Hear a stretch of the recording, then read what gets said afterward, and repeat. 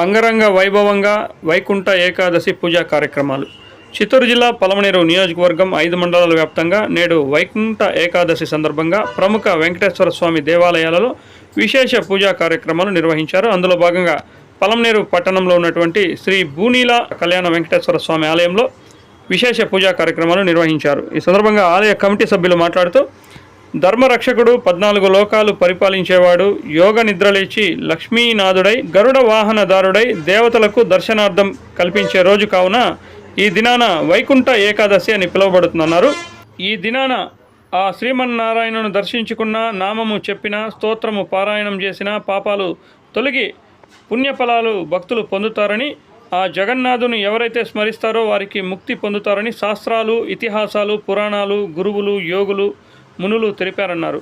శ్రీ భూనీల కళ్యాణ వెంకటేశ్వర స్వామి దేవస్థానంలో ముక్కోటి ఏకాదశ పూజలు ఉదయం 5:30 గంటల నుండి గోపూజ మొదలుకొని భక్తులకు శ్రీవారి దర్శనార్థం ఉత్తరం ద్వారం దర్శనార్థం కల్పించారు.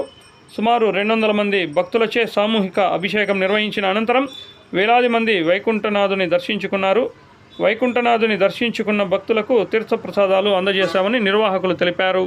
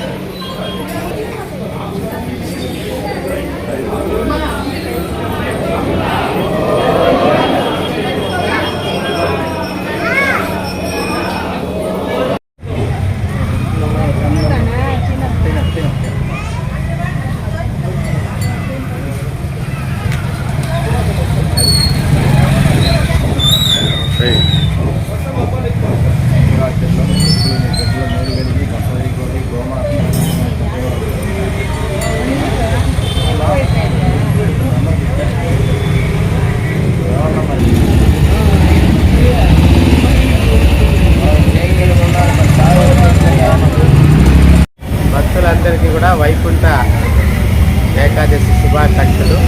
ఈరోజు పలమనేరులో వెలిసి ఉన్నటువంటి వెంకటేశ్వర స్వామి ఆలయంలో బాగా ఉత్తర ద్వారం కూడా ఏర్పాటు చేయడం అయింది. ప్రతి ఒక్కరూ కూడా ఈ అవకాశాన్ని సద్వినియోగం చేసుకొని దేవుణ్ణి ప్రార్థిస్తూ ఆయురారోగ్య ఐశ్వర్యాలు కలగజేయాలని, అందరికీ మంచి జరగాలని కోరుకుంటూ మరోసారి భక్తులందరూ కూడా వైకుంఠ ఏకాదశి శుభాకాంక్షలు. భక్తులకి అందరికీ వైకుంఠ ఏకాదశి శుభాకాంక్షలు.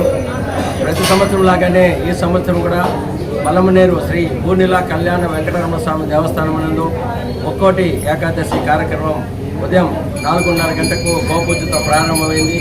అదేవిధంగా ఈ సంవత్సరం ప్రత్యేకంగా ఉత్తర ద్వారం ద్వారా శ్రీవారి యొక్క దర్శనం ఏర్పాటు చేయడం జరుగుతుంది. ఇప్పటికే వేల సంఖ్యలో భక్తులు వచ్చి దర్శనం చేసుకుంటున్నారు. ఇంకా కూడా ఈరోజు సాయంత్రం రాత్రి 10:30 గంటల వరకు కూడా దర్శన భాగ్యం కల్పిస్తాము. కావున భక్తులందరూ ఈ యొక్క కార్యక్రమంలో పాల్గొని శ్రీవారి కృపకు పాత్రలు కావాల్సిందిగా మరీ కోరుకుంటున్నాం. నమో వెంకటేశాయ.